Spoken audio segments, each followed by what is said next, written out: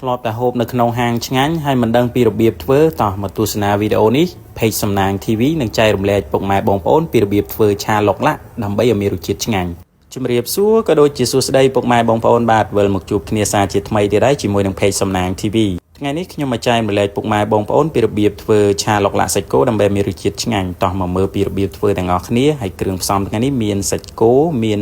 សាឡាត់បាទសាឡាត់ពុកម៉ែបងប្អូនប្រើសាឡាត់ស្រួយក៏បានសាឡាត់ខ្មែរយើងក៏បានដែរហើយជាមួយនឹងប៉េងប៉ោះហើយខ្ទឹមបារាំងហើយក្រូចឆ្មាបាទដើម្បីយើងធ្វើទឹកជ្រលក់បាទហើយទឹកជ្រលក់ថ្ងៃនេះគឺខ្ញុំប្រើជាមួយនឹង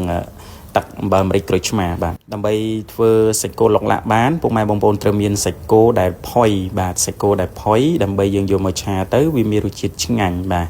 ហើយខ្ញុំរៀបចំបន្លែវារួចរាល់ហើយឥឡូវខ្ញុំមកហាន់ជាមួយនឹងសាច់គោហើយសាច់គោថ្ងៃនេះខ្ញុំប្រើជាមួយនឹងសាច់ច្រឡកក្នុងបាទហើយសាច់ច្រឡកក្នុងវារៀងថ្លៃបន្តិចឯងពុកម៉ែបងប្អូនបាទមកសាច់គោ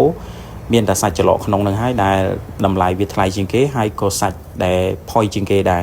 ឥឡូវខ្ញុំចាប់ផ្ដើមស្លាយវាជាបន្ទះស្ដើងល្មមដើម្បីខ្ញុំយកមកប្រឡាក់ជាមួយនឹងសោសដែលខ្ញុំរៀបនឹងឆាឡុកឡាក់បាទហើយថ្ងៃនេះរបៀបធ្វើឆាឡុកឡាក់បាទគឺខ្ញុំបង្ហាញពុកម៉ែបងប្អូនគឺថារបៀបនៅក្នុងហាងតែម្ដងបាទហើយជាដំបូងបាទខ្ញុំចាប់ផ្ដើមដាក់ជាមួយនឹងប្រេងខ្យងមួយស្លាបព្រាបាយបន្ថែមជាមួយនឹងម្សៅស៊ុបខ្នុរបន្តិចហើយខ្ញុំបន្ថែមជាមួយនឹងទឹកប៉េងប៉ោះពុកម៉ែបងប្អូនមានម៉ាកអីក៏បានដែរទឹកប៉េងប៉ោះអត់សំខាន់ទេពុកម៉ែបងប្អូនមានម៉ាកអីដាក់ហ្នឹងទៅបាទហើយខ្ញុំប្រើប្រហែលជាមួយស្លាបព្រាបាយបន្ទាប់មកខ្ញុំបន្ថែមជាមួយនឹងទឹកស៊ីអ៊ីវមួយស្លាបព្រាបាយហើយខ្ញុំបន្ថែមជាមួយនឹងប្រេងបន្តិចបាទពុកម៉ែបងប្អូនមានប្រេងល្ងដាក់ប្រេងល្ងទៅមានអូលីវដាក់អូលីវទៅណាហើយខ្ញុំបន្ថែមជាមួយនឹងម្រេចបន្តិចទៀតទៅដើម្បីយើងប្រឡាក់ជាមួយនឹងសាច់គោនឹងឲ្យហើយណាពុកម៉ែបងប្អូនបាទបន្ទាប់មកខ្ញុំបន្ថែមជាមួយនឹងខ្ទឹមសចិញ្ច្រាំបន្តិចហើយយើងប្រឡាក់សាច់នឹងឲ្យវាចូលជាតិផ្អាប់វាទុកមកស្ទុះសិនទៅពុកម៉ែបងប្អូនបាទដើម្បីយើងយកទៅឆាទៅគឺថាសាច់របស់យើងនឹងមានរសជាតិឆ្ងាញ់ហើយសាច់របស់យើងទុនគឺថាឆ្ងាញ់មែនតើពុកម៉ែបងប្អូនបាទយើងធ្វើរបៀបនេះឥឡូវសាច់ខ្ញុំបានប្រឡាក់ជាមួយនឹងសោសឆាឡុកឡាក់ហើយអញ្ចឹងខ្ញុំចាប់ដើមដាក់ឆាឲ្យពុកម៉ែបងប្អូនឃើញនេះខ្ញុំចាក់ជាមួយនឹងប្រេងឆាបន្តិចខ្ញុំដាក់ខ្ទឹមសចិញ្ច្រាំហើយនឹងគល់ខ្ទឹមដែលយើងបានហាន់មិញហ្នឹងបាទយើងឆាវាឲ្យវាឡើងឈ្ងុយតិចទៅបន្ទាប់មកខ្ញុំចាក់ជាមួយនឹងសាច់គោដែលយើងបានប្រឡាក់ជាមួយនឹងគ្រឿងក្រៅទាំងអស់មិញហ្នឹងគ្រឿងទាំងអស់ហ្នឹងគឺហៅថាសោសឡុកឡាក់សាច់គោពុកម៉ែបងប្អូនបាទដើម្បីឆាឡុកឡាក់សាច់គោបានពុកម៉ែបងប្អូនត្រូវប្រើគ្រឿងទាំងអស់នេះទៅគឺថាមានរសជាតិឆ្ងាញ់ណាស់ហើយពេលដែលខ្ញុំចាក់សាច់ចូលហើយគឺខ្ញុំបន្ថែមជាមួយនឹងទឹកជាបន្តិចទៅណាពុកម៉ែបងប្អូនបាទដើម្បីកុំឲ្យសាច់របស់យើងហ្នឹងវាស្ងួតពេកអញ្ចឹងគឺខ្ញុំបន្ថែមទឹកបន្តិចហើយបន្ទាប់មកខ្ញុំឃើញថាវាស្ទើរពណ៌ស្ទើរទឹកប៉េងប៉ោះអញ្ចឹងខ្ញុំបន្ថែមជាមួយនឹងប្រេងម្ទេសបន្តិចហើយនឹងខ្ញុំបន្ថែមជាមួយនឹងទឹកប៉េងប៉ោះបន្តិចទៀតហើយឃើញថារួចរាល់ហើយពុកម៉ែបងប្អូនបាទសម្រាប់មុខម្ហូបមួយមុខនេះគឺថាងាយមែនតើសាច់គោឡុកឡាក់គឺគ្រឿងរបស់វាងាយពុកម៉ែបងប្អូនបាទឥឡូវរួចរាល់ខ្ញុំចាប់ដើមដួសដាក់ជាមួយនឹងចានដែលយើងបានរៀបបន្លែមួយហ្នឹងហើយបន្លែដូចខ្ញុំបង្ហាញអញ្ចឹងពុកម៉ែបងប្អូនឃើញទេយើងមានសាឡាត់គឺថាយើងរៀបសាឡាត់ហើយយើង